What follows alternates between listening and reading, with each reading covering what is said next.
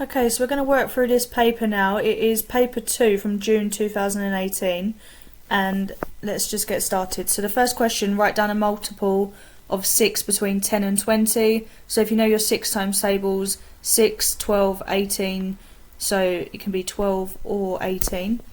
So put that in there.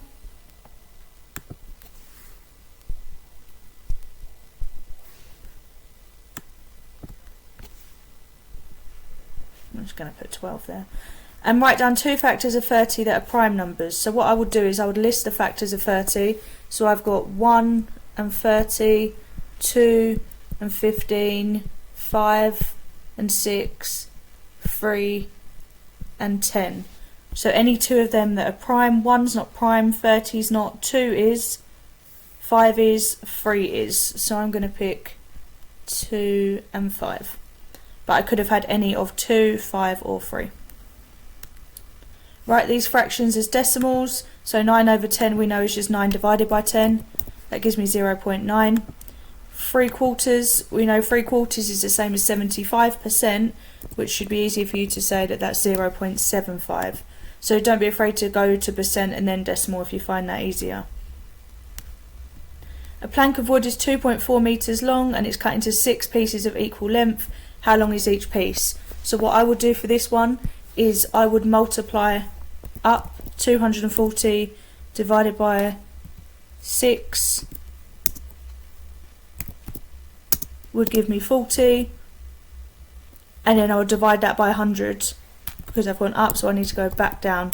So 40 divided by 100 divided by 10 will be 4, so 100 will be 0.4.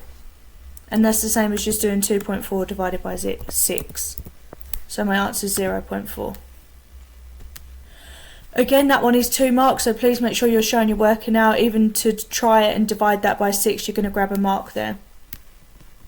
Same with this one, 10 to the power of 3, it's 2 marks. So you need to be making sure you're showing that examiner you know that means 10 times 10 times 10. What they're looking for here is that you're doing times and not plus. So 10 times 10 is 100, times 10 is 1,000. It's going to get you your full 2 marks. Right, so this one here, what we're going to do is 3 times 2 is 6, 8 take away 2, 8 take away 6 is 2, 9 times 2 is 18. Okay, so 3 times 2, because that's in the brackets. Even though it's in brackets, multiplication always comes first. 3 times 2 is 6. 8 take away 6 is 2. 9 times 2 is 18. Put brackets into this sum so that the answer is correct. So we want to try and make 17 here. So let's see how we can make 17. So we've got 3 plus 5 would give me 8. 2 times 8 would give me 16, and then plus the 1.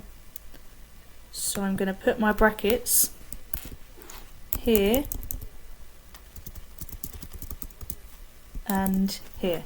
And I've said previously, because multiplication always gets priority, it's very rarely that you're going to see the brackets around the multiplication.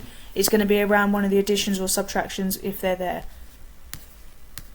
Question 4a is simplify, so we're going to collect our like terms. 5x, looking at the symbol in front of the x, the operation is minus. 5x minus x is 4x. And then we've got minus 6y plus 3y. So I'm still going to be in the negatives because I've not cleared that debt of minus 6. I've just added 3 back to it. So I'm still going to be minus 3y. So you'll get 1 mark for each of these terms seen, so please make sure you're putting something there even if you're not 100% sure. The laws of indices tell me when I divide indices I subtract, so here I'm just going to subtract 8 and 2, so 8 minus 2 is 6, so I've got w to the power of 6 here. This one here we're going to take it step by step. We're going to multiply integers like normal. 5 times 3, that's 15. C to the power of 2, or c squared, times c. C on its own is the same as c to the power of 1. When we multiply indices we add. 2 plus 1 is 3. So 5c to the power of 3, and then just d on the end because there's no other like terms with d to multiply. the value of 4x minus 7 when x equals 5. This comes under a substitution. So we're going to do 4 times 5, which is 20. And I'm going to write that down here. 4 times 5 equals 20. And then I'm just going to subtract 7 because it told me to. It said 4 times 5 minus 7. 20 minus 7 is 13.